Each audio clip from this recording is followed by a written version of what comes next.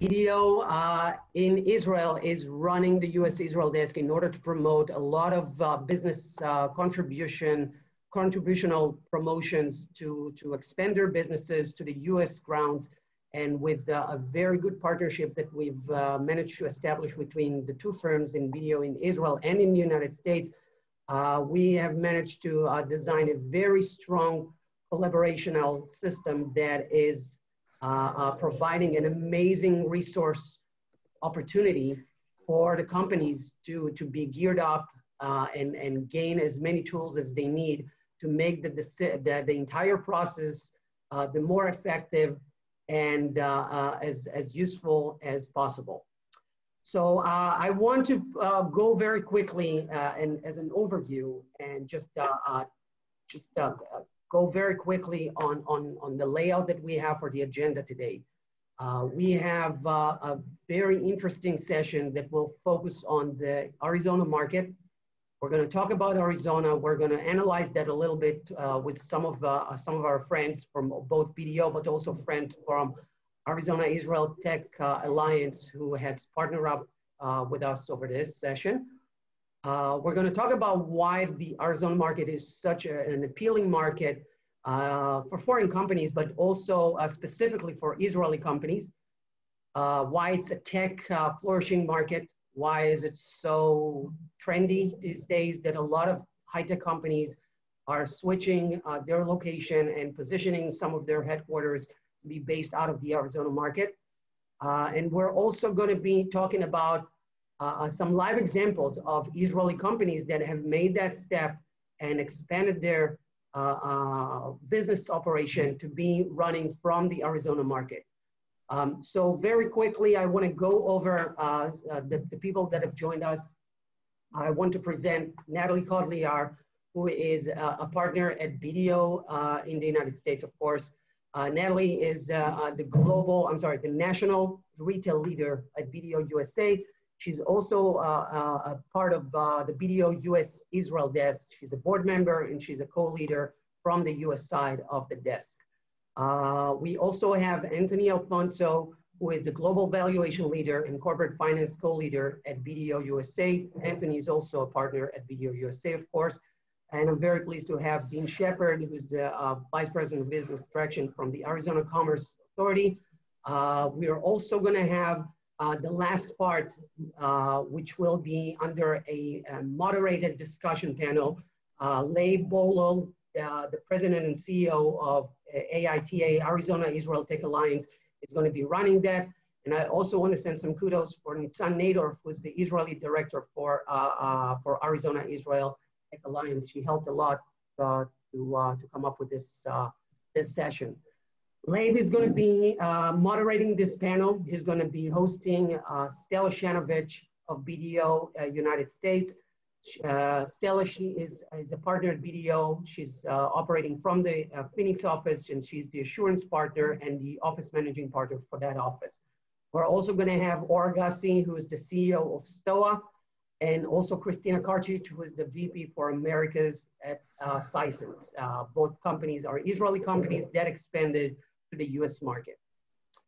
So very, very quickly, I would just want to speak about Arizona, just as a general overview from my perspective, my vision, as I look at it from the Israeli market. So I don't know if a lot of people are aware of this, but Arizona is actually the last state to be joining the United States Union out of the contiguous states. It's actually number 48. I think it happened back in 1912, if I'm correct. And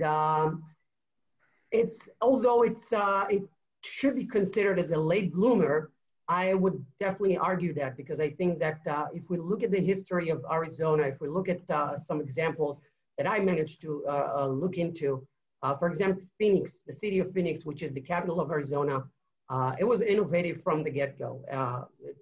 The guy named Jack Swilling, I think that some of the local folks might be aware of this name. He's one of the founders of Phoenix, and he was very innovative from the beginning. Looking at a very desert area, such in Arizona, he managed to build and structure some water canals that helped create the farmland in the desert that Phoenix turned into. And I think that if we're looking at that back in the mid 19th century, we're looking at it as something that's completely out of the box thinking.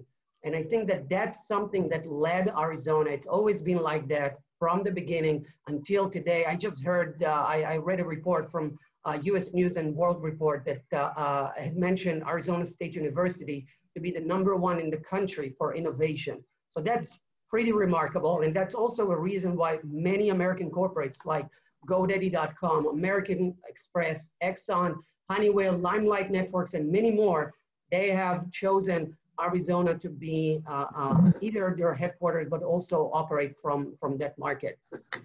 So Phoenix is, I believe Phoenix is the 5th largest city in the nation, which is remarkable step to think about. It just proves how much of a big commercial market it is.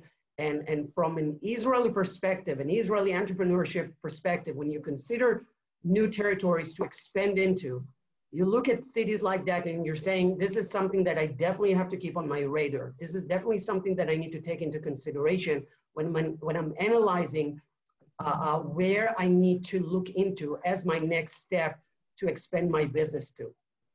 Many Israeli companies have already made their calculation and decided to expand to the Arizona market, to work from there and operate there and break into the US market from that location specifically. 2 of them I mentioned, and we're going to be talking to them later on under Laib's moderating discussion panel. But some of them, some other companies that definitely should be mentioned, like Lemonade, Elbit, Stratasys, and Keter, are just more examples of Israeli well-known companies that have decided to lay their feet in the Arizona market. So this is an unusual situation where we are talking about something that for all the people that are going to be speaking in this session, they're all familiar with. But when you're looking at it, and this is my message for our speakers, as you talk to the attendees, as you talk to the crowd that has logged in and joined us for this session, just think about it that it's probably never been on their radar, and not for the right reasons. I think that it definitely needs to be there. It's not familiar. And I think that they're here because they want to hear about that. So without further notice, I want to toss it over to Natalie Codliar, who is part of the US Israel desk. And Natalie, the floor is yours.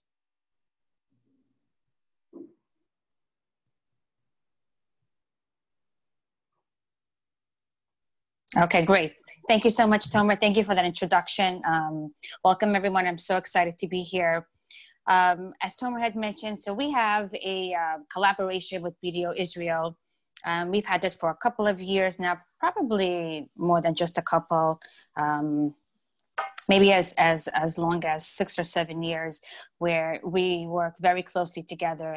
And you may wonder, well, why is that different and how are we different, right? And why is that meaningful to you, whether you're in Israel or whether you're in the US?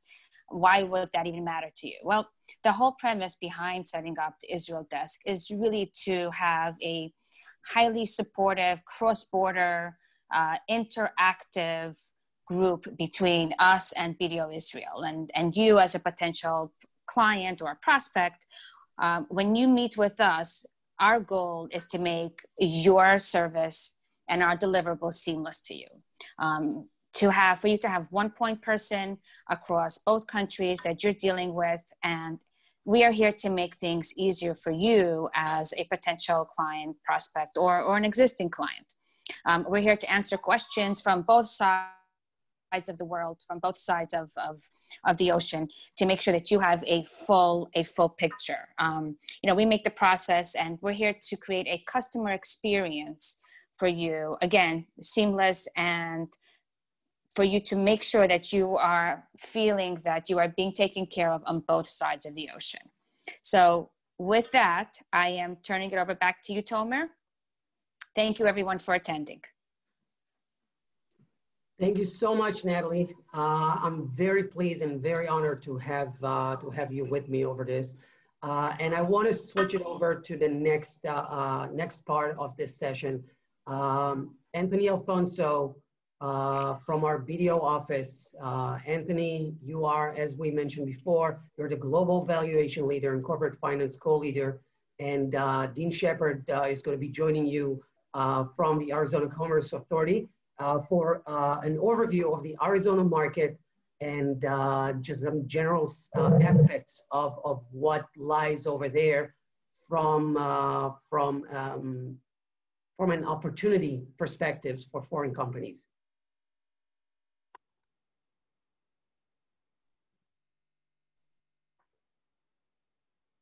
Thank you, Tomer. I appreciate it. I'm happy to chat with everybody, and I'm very happy to just let everybody know what we are doing here in Arizona. So, as Tomer had mentioned, my role within BDO, I am out of the Phoenix office, so we are experiencing a little bit of a cold front that's unusual, so don't be surprised.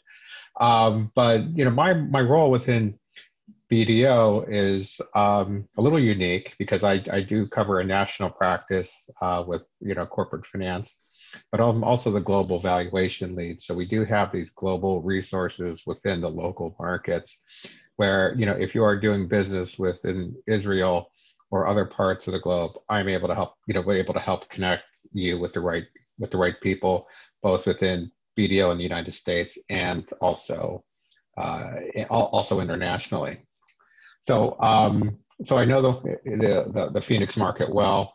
We BDO as a firm, as you probably know, has the audit with my colleague Stella, who's also on here, who leads the audit group and also a tax group, but also the advisory practice. So may not be as known, where we are doing financial advisory, transaction services, M&A services. What we try to do is, as Natalie had mentioned in the past, we try to make things seamless for you. We do work as one firm and one global firm as well, as evident with having this connection with Natalie and the Israeli desk. So really, when you really look at BDO in Arizona, and we're in the marketplace, we know all the companies within the Phoenix market. Just think of us as a one-stop shop for financial advisory, compliance work, not just for the local market, but can make the connections globally as well. So, without further ado, because he's much more interesting than I am, he can speak about the local market and what makes Arizona a great place to do business in, and why we live here.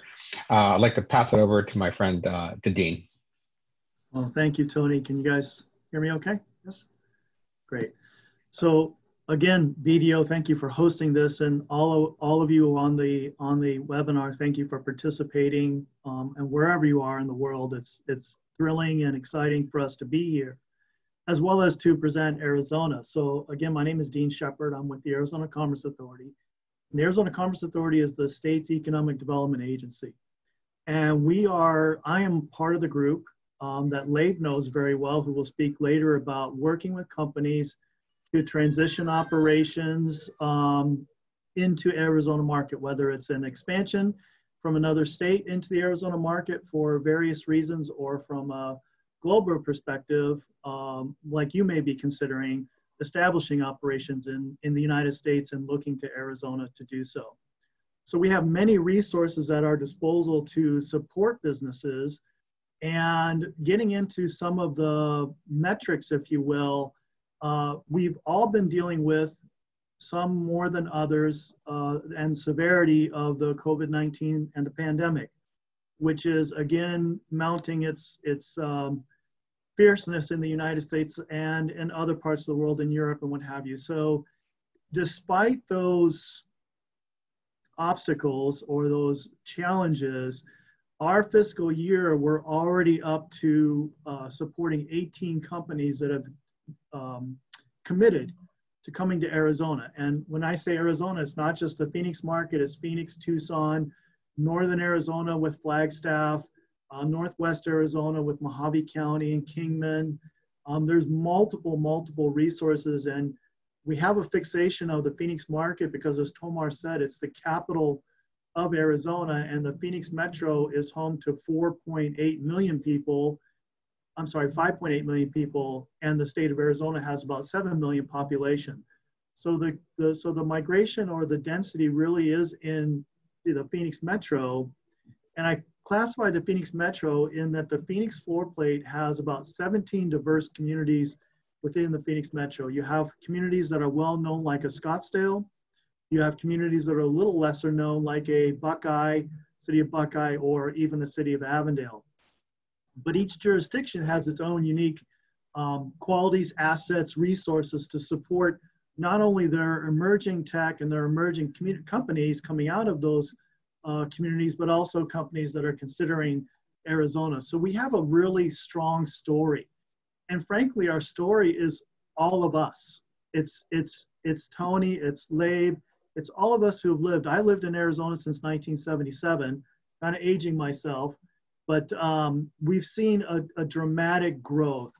And as our Tomar has alluded to, we have really evolved, Arizona's evolved through some really strong legislation, some really strong policy support. I think spearheaded, frankly, by Governor Ducey and his policies. And for instance, when we talk about business and business health and business community, we talk about the stability of policy and how policy supports business. So for every new legislation that's introduced by legislators in Arizona, 3 policies must be eliminated.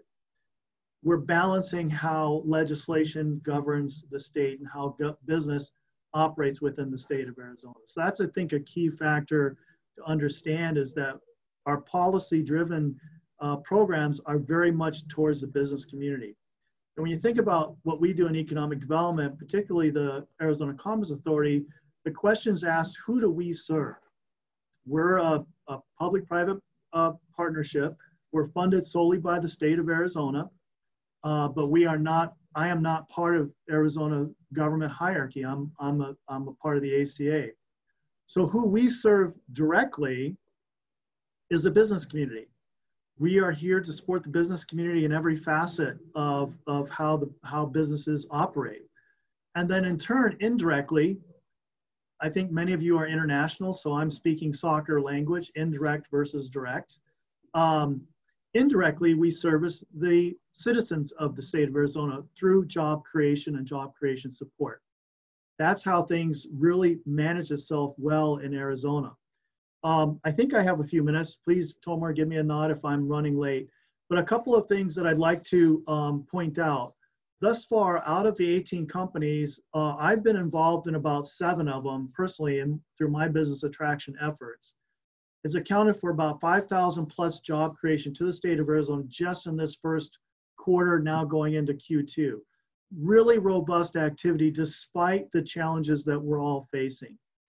There's several reasons for that. You can think about how a business can scale. So if you're coming to Arizona or you're coming to the United States, one of the first questions you're asking is, how can I scale my business? Because I'm going to make this commitment. What does it look like for me in 10 years?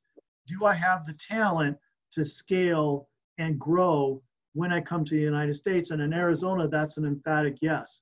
We mentioned earlier about the population or how Arizona's growth. Maricopa County, which is the county of the Phoenix Metro, has been the fastest growing county 3 years running.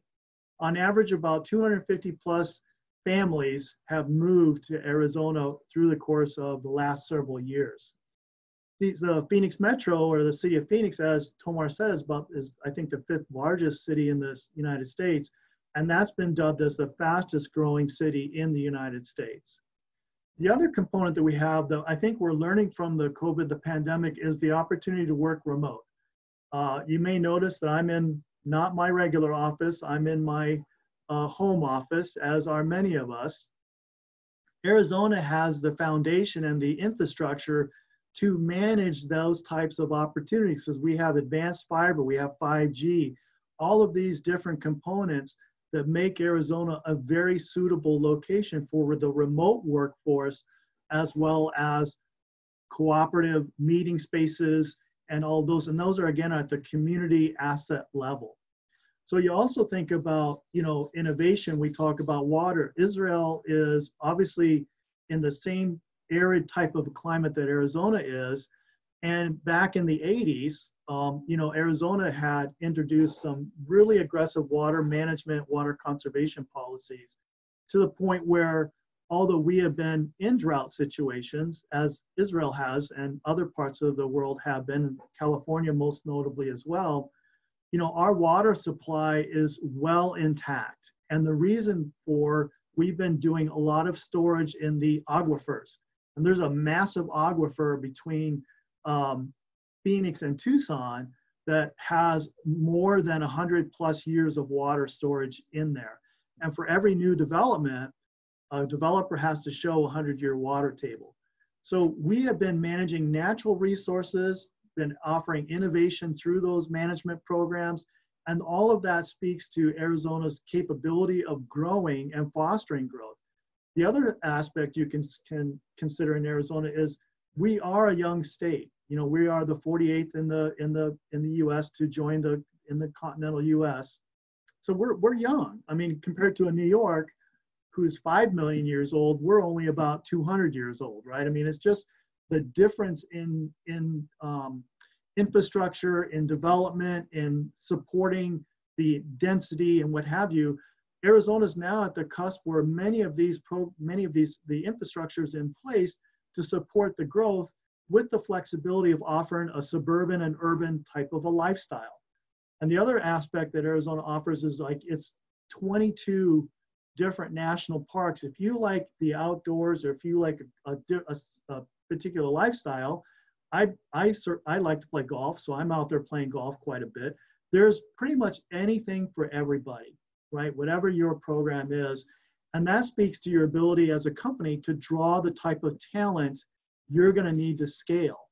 So when you're looking at the type of talent and the type of environment, the policy-wise, environmentally wise, just activity wise, there is a lot of discussion to have around Arizona.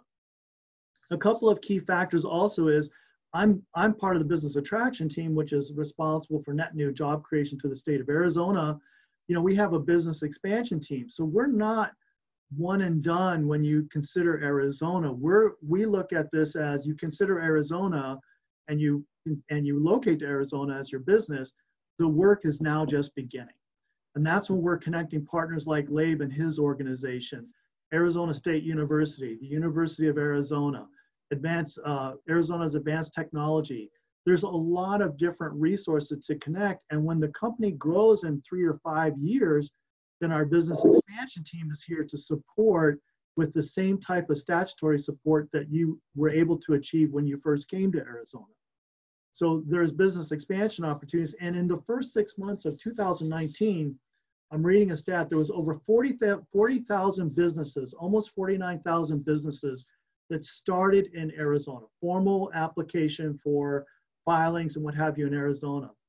In 2020, so far this year, we've seen 39,805 new businesses form in which is obviously the second, well, a big attribute to Arizona and the ability to do business, but it's the second largest number since 2005. It's really strong, not only attraction, but growing organically, which is really the formula for any economy, whether it's a state, a region, a local, to consider. If you want to have a robust and diverse economy, there's two parts really. There's organic growth and then growing through attraction. I know you guys are going to be talking about different companies and different opportunities. I would like to point out a company that landed in 2018 called Aerobotics. And they're a technology company from Israel. They're a drone company. And so their drone technology is able to measure through the topography, getting into minerals and ores, like for companies that are mining and what have you. This technology is really innovative for their uses when they're identifying proper mining places. And they located in Scottsdale, Arizona, created 83 jobs at very strong wages. And one of their hiring was for the drone pilots. They were looking to hire veterans, military pilots, because Luke Air Force Base, as well as Davis-Monthan and Tucson, Luke Air Force Base is in Glendale, Arizona. You know, they're tactical fighter squads that are there. And so we have programs like SkillBridge, which links the private sector businesses with retiring military personnel. And it's a no cost to the private business.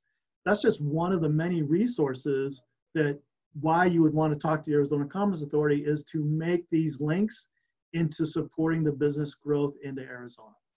So one other thing I'd like to mention also is our commitment to Israel is we have David Yari. He is with the Arizona Commerce Authority, and he has established an office in Tel Aviv. And this office was established last year, 2019. So he is an employee of the Arizona Commerce Authority. I'm happy to get his contact information to have a conversation, if you will. And so we have multiple resources, and David is on the ground in Israel to be able to answer those questions of any company that would be considering Arizona. And then we also have Andre Seltzer, who's our foreign direct investment person, who can also support through the process of vetting and understanding how Arizona can support the business. But at the end of the day, we're here to support, we're here to help. And again, I really appreciate the opportunity to speak and answer any questions later when it's appropriate. So thank you.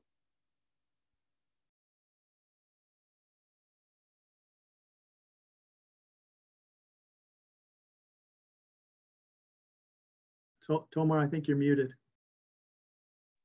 Sorry about that. Thank you, Dean. So thank you for Dean and Tony as well. Dean, you're getting the kudos for two things. First, it was very educational and exciting, and at the same time, you're part of a commercial operation, broadcasting and talking about the advantages of the Arizona market without mentioning the Grand Canyon. So that's a good, very good point for you. We want to move forward for the next and last part of the educational session. I'm going to toss over the floor for Leib from Arizona Israel Tech Alliance. Leib, you're going to take it from here, lead the discussion panel, and good luck.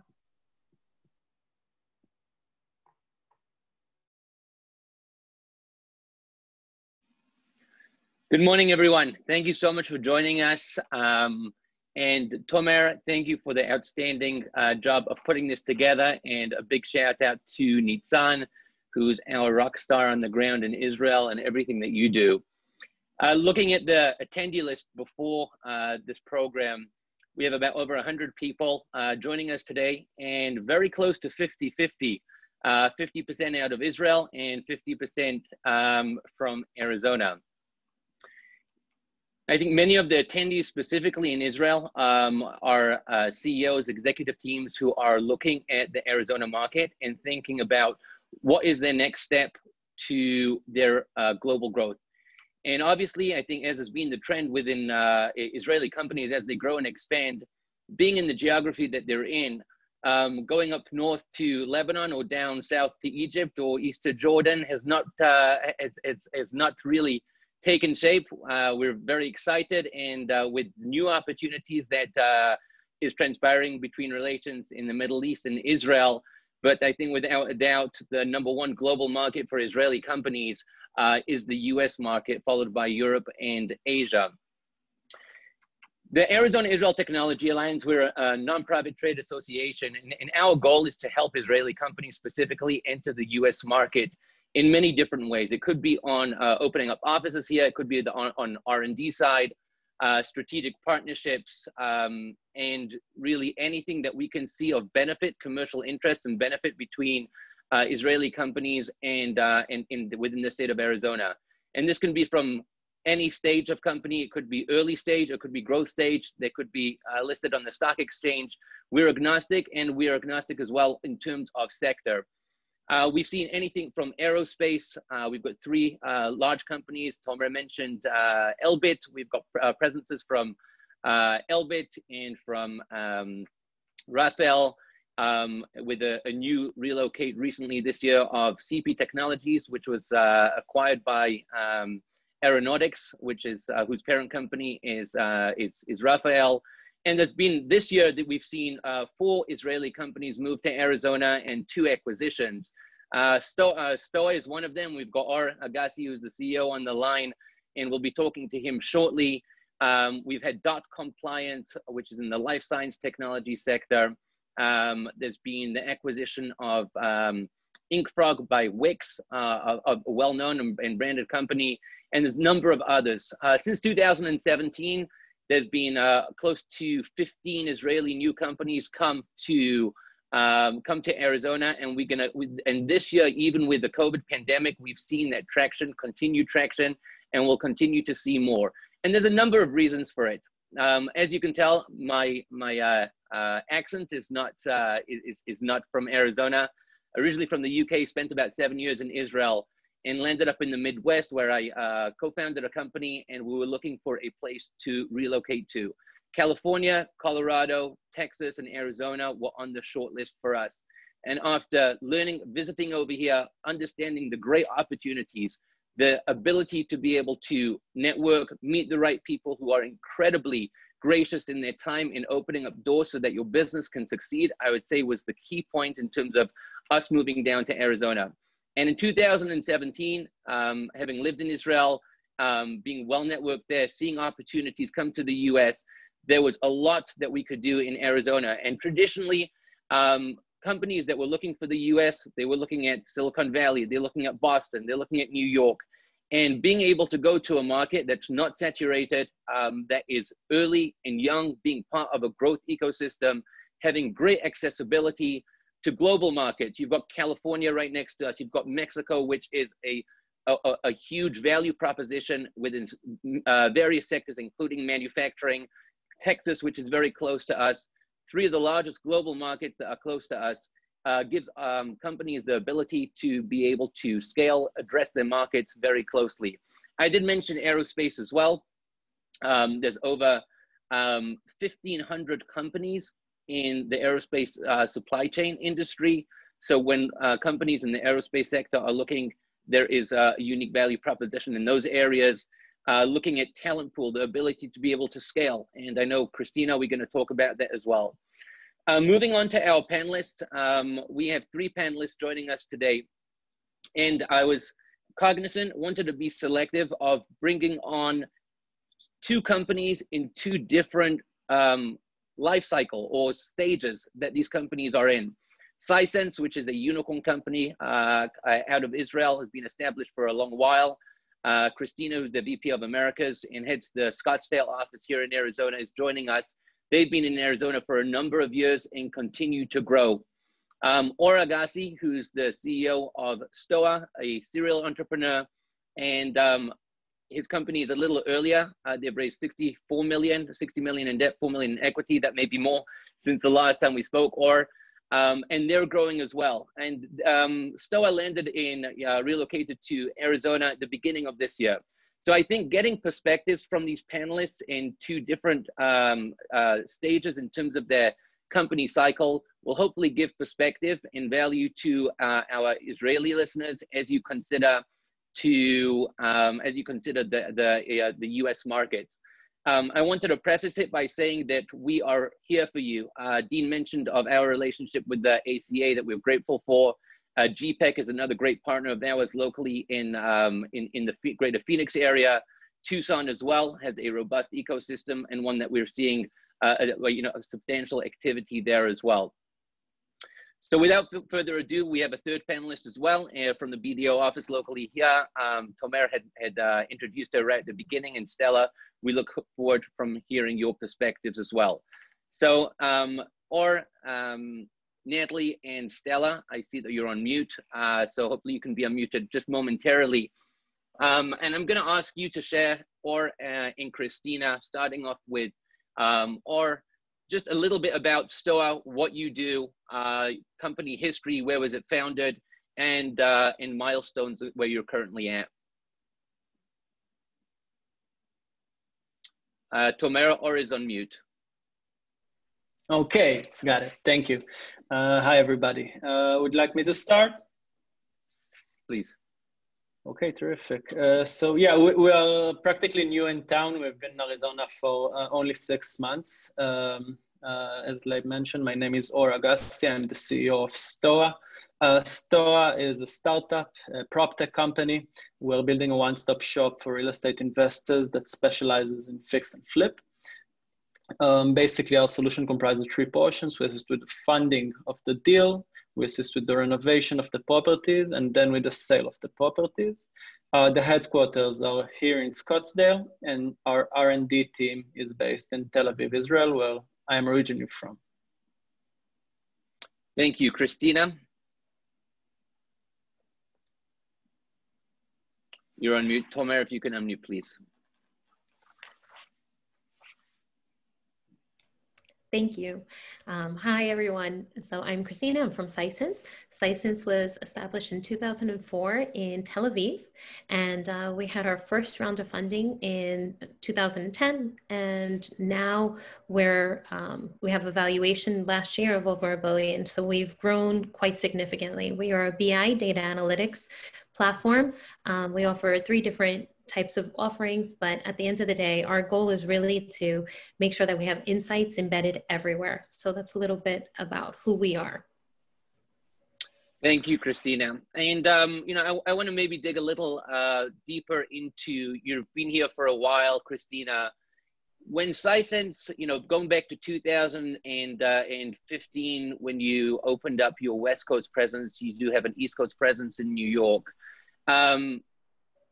What was the mindset when looking at regions in the U.S. On the West Coast? What was the thought process at looking at what was it that Sisense needed?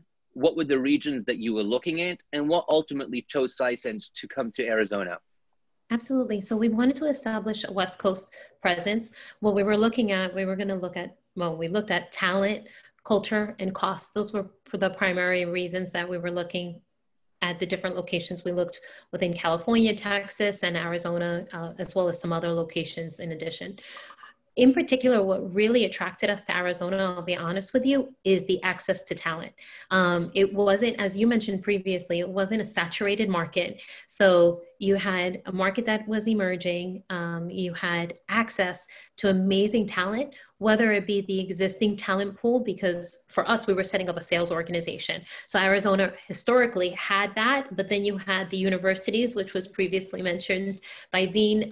You have access to amazing three different universities that were close nearby. And honestly, the real estate cost was a huge benefit for us as well that we took into consideration, because we were establishing small, but we really wanted to grow, and we had the ability to do that. And or in terms, I know that you were in Florida for a short period before coming to Arizona. So from the humidity to the dry heat here, what was your thought process in looking at Arizona as a place that you wanted to establish a U.S. presence? Yeah, so as a beginning, we knew that we wanted to be a fish out of water. So New York or the Valley, Silicon Valley wasn't really a target for us. And Arizona, from a real estate perspective, it's kind of a beacon. You see every phenomena that's happening in Arizona, you thereafter see it nationwide. So as far as real estate goes, this is really a great place for research of the real estate industry and identifying phenomena at a very early stage. And going back to Christina, you've been here for a number of years. Have those expectations on the premise of moving here, have those expectations been met? Absolutely. And honestly, since we moved here, we've evolved. We went from an inside sales machine to a true all-bound model. So our talent has evolved, and who we've looked for has evolved. And honestly, it's been a really, really amazing journey with Arizona. And there's times that we've partnered with the different universities to help us with that, partnering with local the tech council and so forth to find the right talent and upgrading our talent. We've had a lot of success. And again, we're going through a huge transformation, and being able to go through that transformation has been really rewarding for us in Arizona. Yeah, and Or, you've been here 6 months. You know, I think to get a little bit of a peek into your 6 months, and obviously moving here during the COVID pandemic, is I'm sure has a story in it to itself. You know, can you give us some insight at what has it taken to get established here, early stage startup? looking to be able to recruit talent. You may have known a couple of people, before you came. What has the community, the reception been in being able to assist you in growing your company here? Yeah, so first, you have been a huge help. The Arizona Institute of Technology Association has really helped us in opening doors, which we are very appreciative of. We see great talent here. And generally speaking, Arizona is a good and easy place to conduct business in. Everybody are welcome new opportunities and innovation. So we were very positively surprised with our ability to build a significant team here. Thank you, Or. Stella, I'm going to bring you in over here. I know you've been on the sidelines, but listening to Christina and listening to Or, in our prior conversations, we were talking about some of your international client base that you have. Can you give us some insight? I know that this is likely not unique to Israeli companies. There's many international companies that are in Arizona, that are looking into Arizona. And are these sentiments similar and synergetic to what you're seeing within the international market that you're working with? Thank you, Leib, for allowing me to join and also stay on the sideline. So honored with that. I think that the Arizona marketplace is an amazing opportunity for global companies.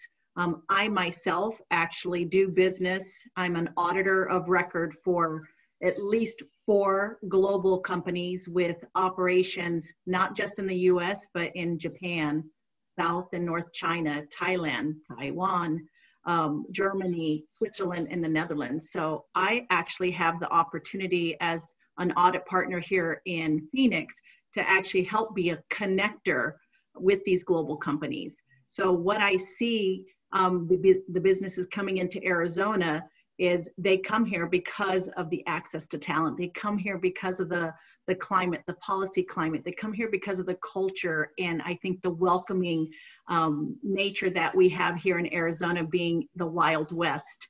But I also see that they have high expectations for growth. And so I've been very fortunate to be part of companies even during this time during COVID, where some of my manufacturers are actually seeing growth during this time and others are refocusing and redirecting because there are places within the globe, not just the United States, that have been impacted significantly. But I'm listening to Or and to Christina, and I'm hearing some of the same conversations with my clients. Thank you, Stella. And I think the consensus, and as we're seeing, that regardless of stage of company, there is a tremendous amount of opportunity in Arizona. And I think the most important thing is that a person, a company could decide to go to a specific region, but the network there is going to be integral to their growth. And I would say even more so early stage companies. And Tomer had mentioned a number of the companies that are in Arizona.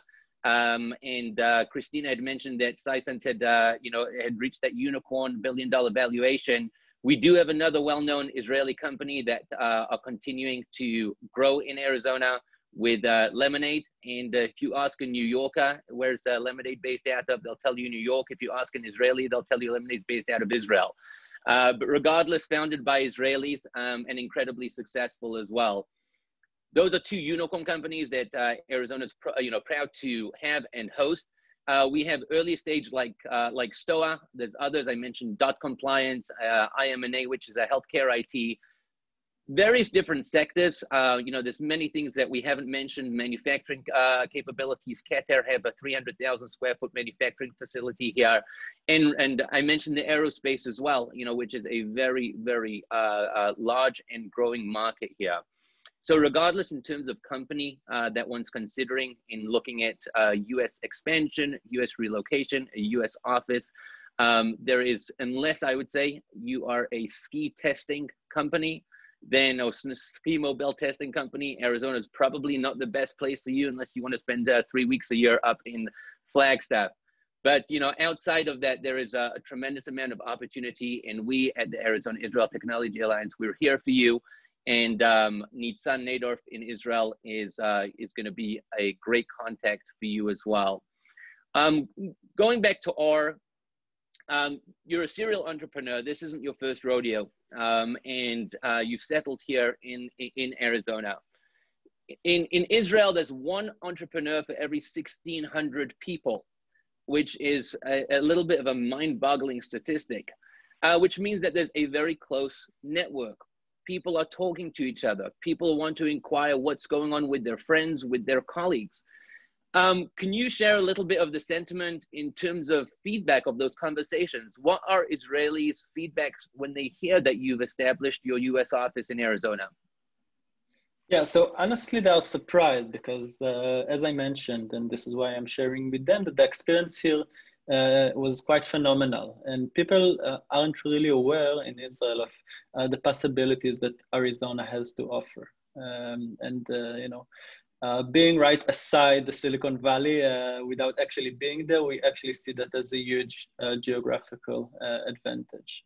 So I really believe that entrepreneurs in Israel should be more familiar with the opportunities laid in Arizona. And I think something specific to your stage of company, how do venture capitalists react when you're choosing or when you mention to them that you're in Arizona? Because I think that VCs generally, they like to be either in close proximity of their portfolio, and if not, they want to know that they're in a they're in a place that they can succeed. Have you had any of those conversations with any of your VC backers? Yeah, absolutely. So being in Arizona, you are in the close geographical proximity. So we are good there.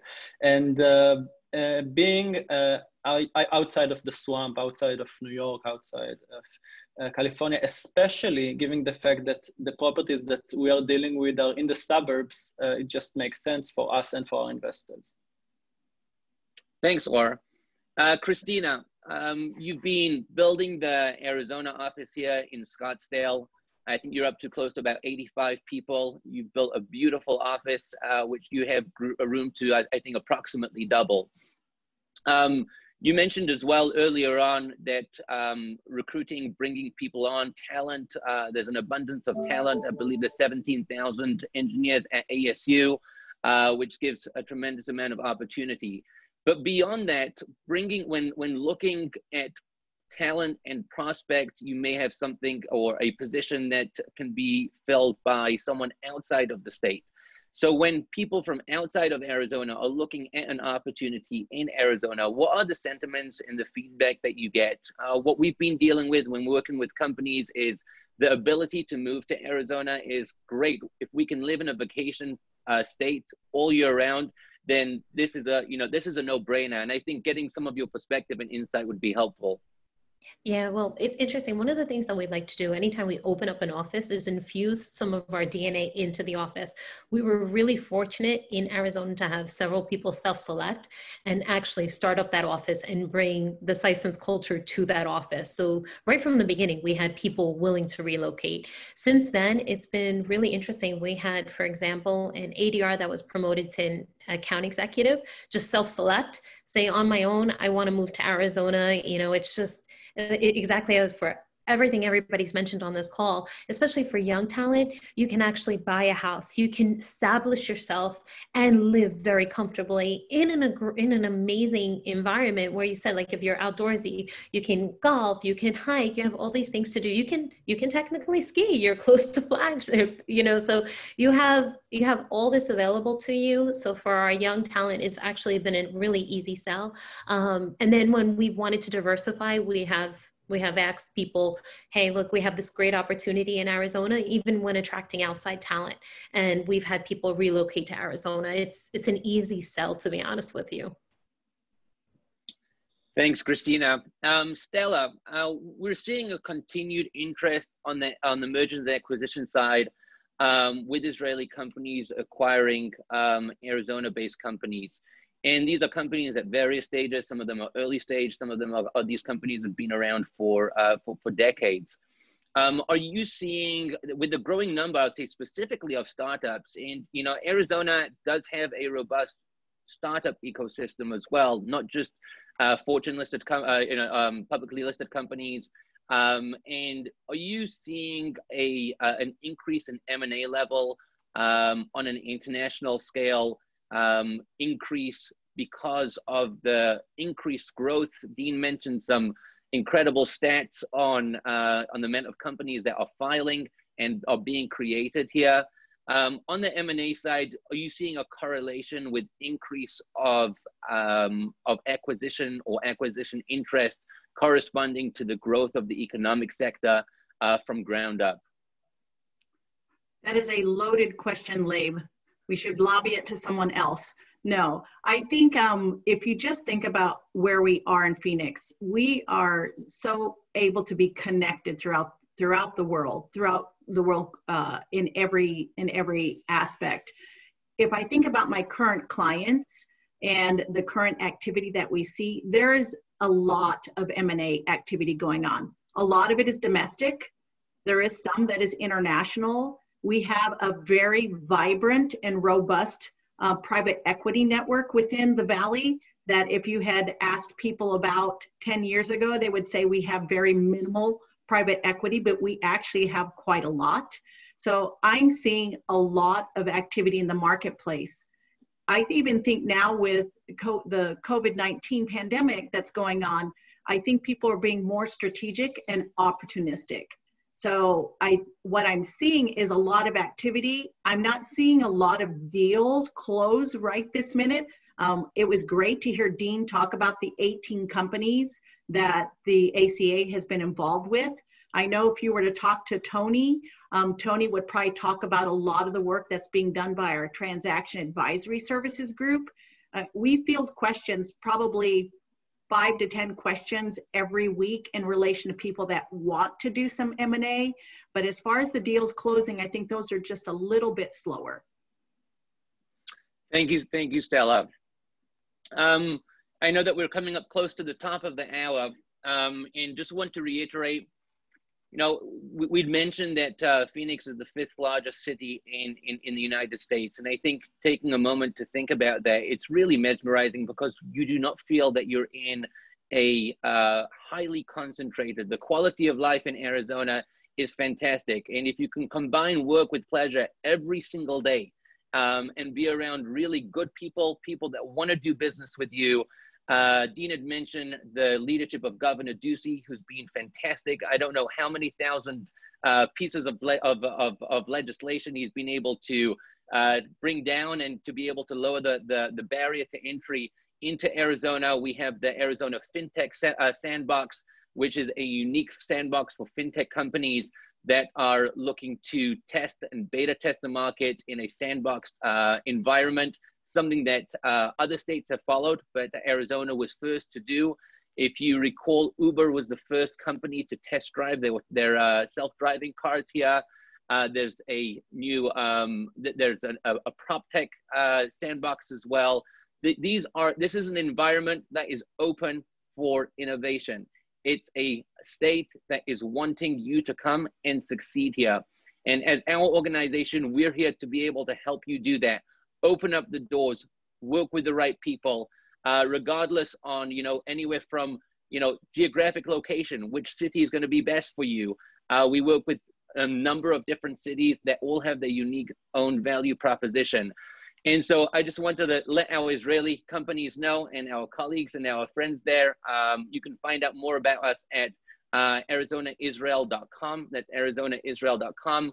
Or if you're on the Israel side, you can reach out to Nitzan. That's Nitzan at arizonaisrael.com. She'll take incredible care of you. Please reach out to me as well.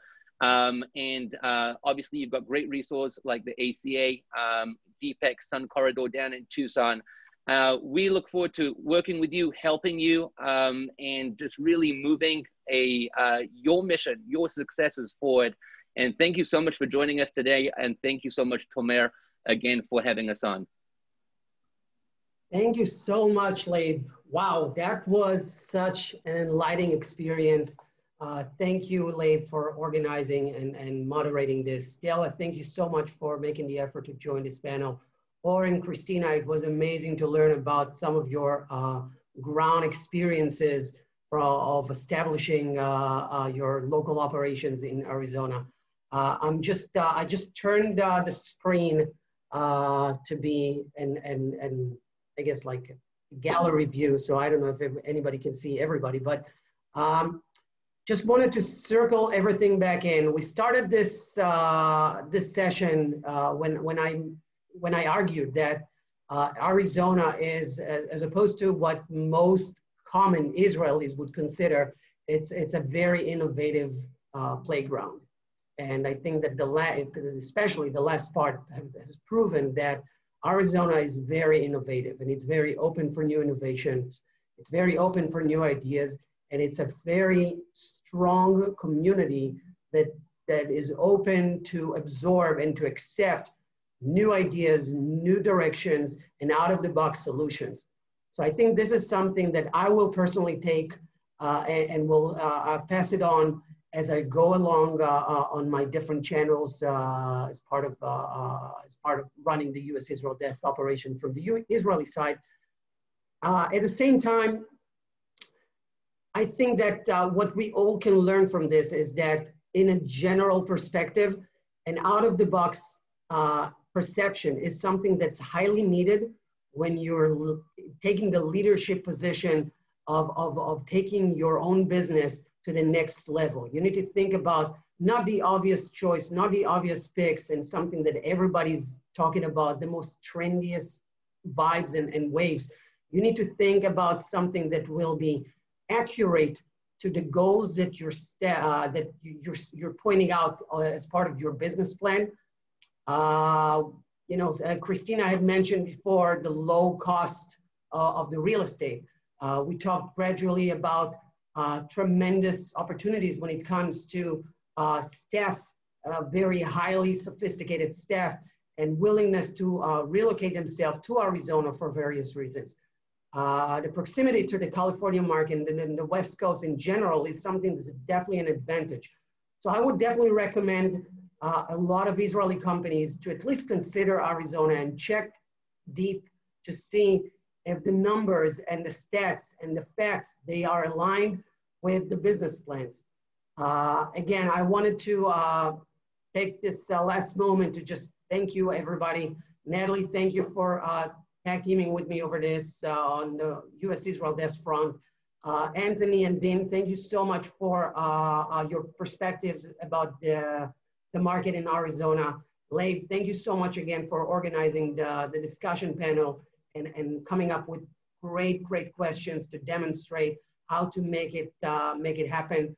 Stella, Christina, and Or, I want to thank you for joining us as well.